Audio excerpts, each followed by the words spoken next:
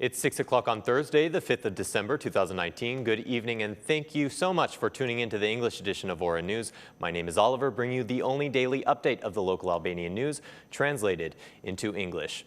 Up first tonight, Olsi Ancella has been elected Albania's new chief prosecutor. 101 MPs in the assembly voted in favor of Cella's candidacy, which was also first on the list of the High Prosecutorial Council.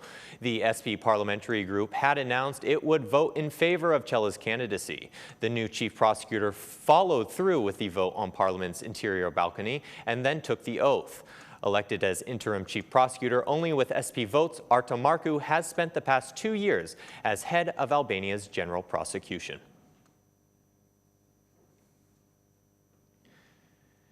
Next up tonight, upon returning from the NATO summit, Prime Minister Edi Rama announced today that the first houses after the earthquake will be built in Lach by the President of Turkey, and construction is set to happen immediately. In Lach, we have to start demolishing those buildings in which we have no expectations whatsoever. We will start demolishing those buildings immediately and communicate to the residents that they must get what they have inside. The Turkish president's promise of 500 dwellings shall be realized and turned into a compact block with plenty of space to operate. Meanwhile, in several areas of Tirana and Durrës, we have to make a plan. We need to build a lot of infrastructure, said Prime Minister Rama.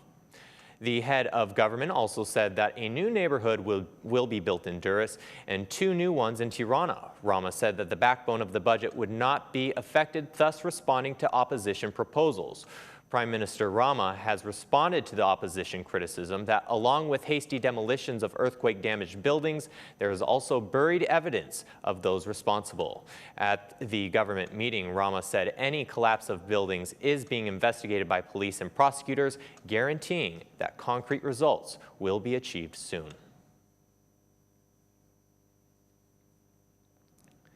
Moving on now, Democratic Party leader Luzim Basha continued his tour of meetings with residents affected by the November 26th earthquake.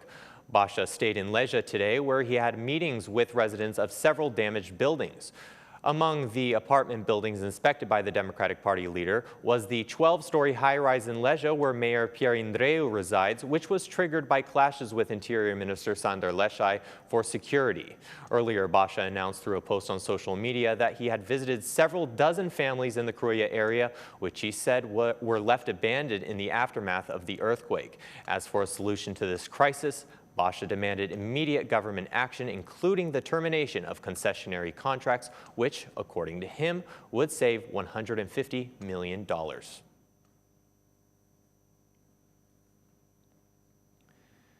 Well, the Albanian Prime Minister Edi Rama, for the second time this year, has been invited to speak on the Porta a Porta in Rai Italy TV show by the renowned journalist Bruno Vepsa. This will mark the second time in 8 months that the head of the Albanian government will ask the Italian government for help. On March 5th, 2019, following protests and political upheavals that engulfed the country, Prime Minister Rama from Rai's studio urged Italian entrepreneurs not to leave Albania, as protests were only taking place along a narrow perimeter in the center of the city.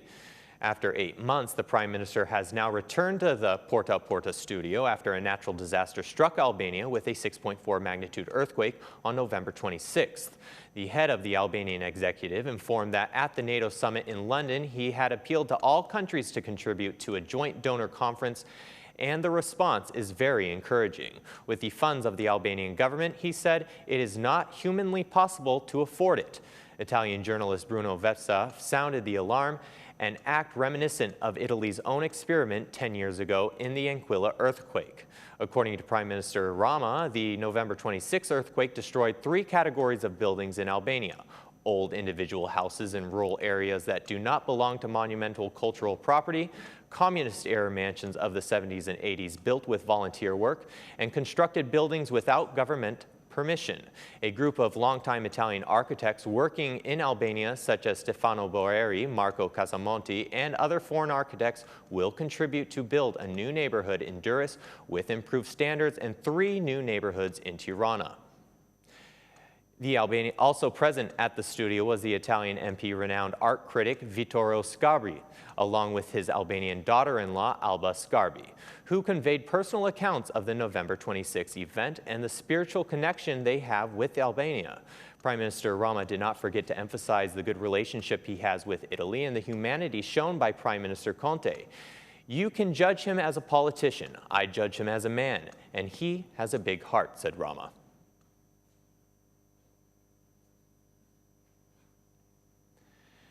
Albanians need to continue to work and cope with the emotional and economic difficulties after the powerful November 26 earthquake.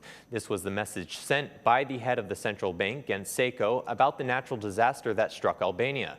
During his speech at the workshop for economic research in Southeast Europe, Seko emphasized that it is important to return to our daily lives.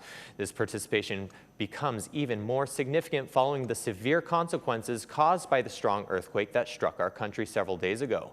It gives us the strength to continue our work despite all the losses and to overcome the difficulties we are facing, both emotionally and economically, and to be able to return to our daily institutional lives and activities, said Seko.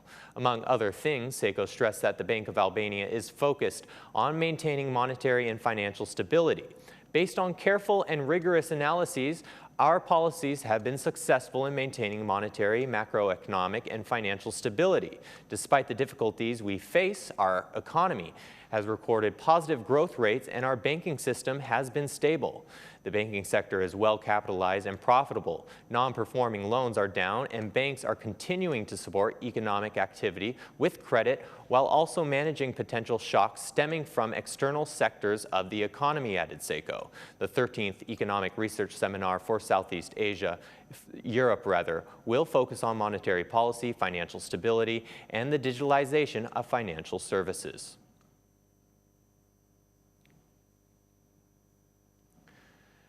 Under the observation of the U.S. Chargé d'Affaires in Albania, Leila Moses Ones, other ambassadors, along with the head of the High Council of Prosecution and the head of state, Ilir Meta, were present at the raffle of the new members of the Justice Appointment Council for 2020. Fiona Papageorgi and Vittore Tusha from the Constitutional Court were the first to emerge from the selected candidates, while Ardian Dvorani was the only candidate from the Supreme Court who was automatically elected a member and the president of this institution. Interim Chief Prosecutor Arta Marcu, Miranda Andoni, and Saida Dolani were elected from the Prosecutor General. Through the appellate courts, Luvdok Dodai and Fatjona Mchai were also elected, while the last member to be elected was Arjan Chafa from the judges of the Administrative Court. The substitute members of these institutions were also elected by the raffle to the Justice Appointment Council, with the exception of the Supreme Court, which only one member, Ardian Dvorani. Marcida Jaferlari was also selected as a replacement shortly after President Ilir Meta said that the process was transparent, demanding that it be the activity of the Justice Appointment Council for the upcoming year. After a very transparent selection, the most important activity now remains fully transparent and in compliance with the law on Justice Appointment Council for the next year, said Meta. The mandate for the new members of justice in the YAC is 1 year until December 5th, 2020. The casting of the raffle for the YAC came at a significant moment of clashes and reports. Ilir Meta, the head of the state, charged the YAC leader, Ardian Dvorani, with abuse of duty over the list he sent to the members of the Constitutional Court.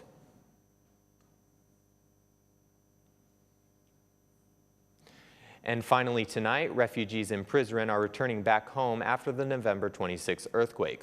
Over 70 people, mostly from Roma and Egyptian communities, have voluntarily left the innovative camp and the John Buzuku High School, where they were being sheltered. The process of returning to the areas in which they lived before the earthquake is being organized with buses escorted by Kosovo police officers. Currently in the innovation camp in Prizren, 420 residents from some earthquake-affected areas have been accommodated, while 30 others have been accommodated at the John Buzuku High School.